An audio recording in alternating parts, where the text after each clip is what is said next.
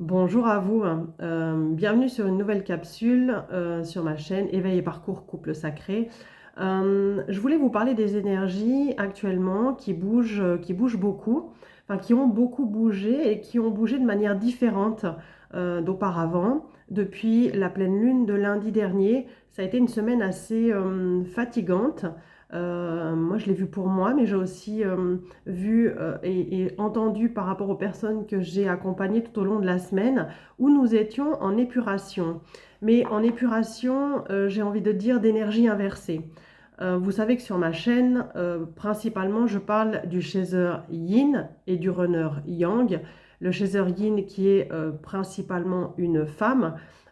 et le runner yang qui est principalement un homme. Mais vous savez que runner ou chaser, ça peut être homme ou femme, hein, mais dans des minorités, voilà, en fonction des parcours, mais ce sont des minorités sur ce parcours. Et comme je vous expliquais les polarités, c'est que au départ, quand on s'est rencontré avec notre flamme jumelle, qu'on s'est reconnecté, que l'on a eu cette lune de miel et après qu'on nous sommes rentrés dans une phase des égaux, eh bien l'énergie féminine était dans son yang acquis blessé, donc dans la matière, dans son trop, dans sa dépendance affective, qui ne pensait jamais à elle, qui ne posait jamais de limites, qui avait de la peine à revenir dans son corps. Et de l'autre côté, il y avait une énergie yang qui était dans son yin acquis blessé, donc dans sa grotte, bien souvent qui ne disait rien par peur d'être rejeté, qui faisait le caméléon pour donner le meilleur de lui-même et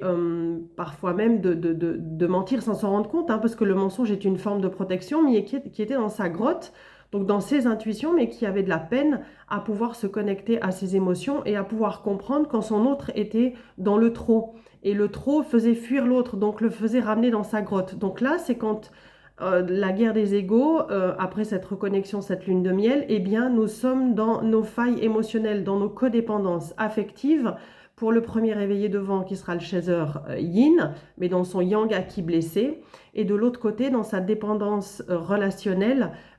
pour le yang, qui est dans son yin acquis blessé. Et au fur et à mesure que l'on va être comme ça, eh bien, le chaser va au fur et à mesure que le runner, le deuxième éveillé, va fuir inconsciemment, eh bien, le premier éveillé va travailler sur sa dépendance et va essayer de se crocher à l'autre jusqu'à une certaine séparation ou juste avant la séparation. Et le chaser yin va rentrer dans son énergie féminine, va revenir à lui pour comprendre, ou à elle, pour comprendre ce qui se passe à l'intérieur de lui. Et c'est comme ça qu'au fur et à mesure, il va naviguer entre un yang acquis blessé et un yang et un yin inné, dans lequel il l'a toujours été. Mais pour ça, il doit déconstruire certaines choses et revenir dans cette partie qui est lui, ce yin inné. Et quand le premier réveillé chaser yin revient dans ce yin inné, eh bien en vase communicant, le runner est dans l'extérieur, il fuit, parce qu'en fin de compte, en effet miroir, eh bien il ne veut pas voir ce qu'il aurait besoin de voir, sa partie féminine qu'il n'accepte pas ou qu'il ne comprend pas, parce qu'en fin de compte, on lui a jamais appris à gérer ses émotions, il a dû taire ses émotions. Donc c'est comme ça que le runner, le deuxième éveillé, va se retrouver dans son yang, où là, eh bien, il va commencer à bouger dans la matière, faire des choix, avancer, faire des choix et ensuite ressentir. Et au fur et à mesure que chacun est revenu dans son inné, que ce soit le chaser yin, inné au départ, et du coup le yang,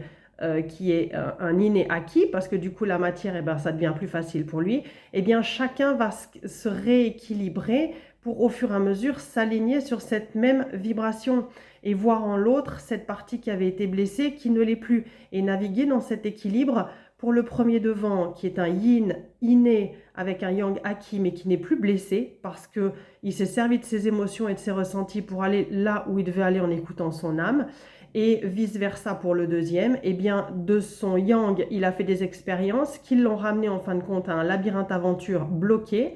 qui, eh ben, à un moment donné, il n'a pas eu d'autre choix que de revenir dans ce yin blessé, et qu'il a gentiment guéri au fur et à mesure. Et c'est comme ça qu'on a besoin de trouver cet équilibre. Et ce que l'on a vécu depuis la pleine lune, c'est un petit peu différent, c'est que le premier réveillé est venu épurer dans son yang acquis encore un petit peu blessé. Donc tout ce qui était dans la matière pour le premier réveillé, eh bien, il y a eu des défis à relever qui n'étaient pas toujours simples, des peurs, des situations dans lesquelles on s'est retrouvé la plupart du temps, où eh bien, il a fallu aller épurer des anciennes vibrations, des mémoires traumatiques pour équilibrer cette partie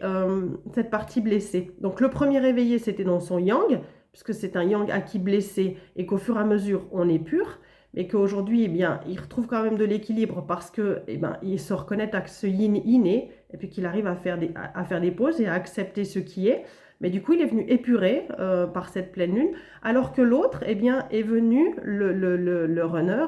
il est revenu dans son yin inné blessé, à travailler en fin de compte de l'émotionnel et toutes ces choses désagréables dans ses ressentis, dans des choix qu'il devait faire, dans des ressentis qui remontaient par rapport à son autre, notamment quand on est en fin de parcours. Donc il y a eu une épuration sur les deux polarités blessées de chaque côté. Et c'est intéressant parce que c'est ce qui va faire que des réunions vont eh bien, arriver. Réunion avec soi-même et réunion avec son autre. Voilà, c'était cette petite parenthèse que je voulais vous transmettre parce que on a souvent travaillé sur notre yin inné, voilà, sur des choses, en tout cas pour les premiers réveillés devant, qui étaient l'émotionnel. Et là, c'est la matière qui venait nous chahuter, nous mettre un peu à l'épreuve, ou nous mettre beaucoup à l'épreuve, mais pour pouvoir encore et toujours épurer cette partie de notre yang acquis blessé qui a encore besoin d'être épuré pour vraiment être aligné. Et en vase communicant, eh bien, ça a été la même chose pour notre autre dans son émotionnel pour le runner. Voilà, c'était cette petite parenthèse que je voulais vous transmettre aujourd'hui. Je partageais dessous dans les commentaires ce que vous avez ressenti avec cette pleine lune. Si ce que je vous dis, ça vous parle, en tout cas, c'est les compréhensions que j'ai faites pour moi et les personnes que j'ai accompagnées tout au long de la semaine. Donc voilà, je vous souhaite une toute belle journée et à tout bientôt.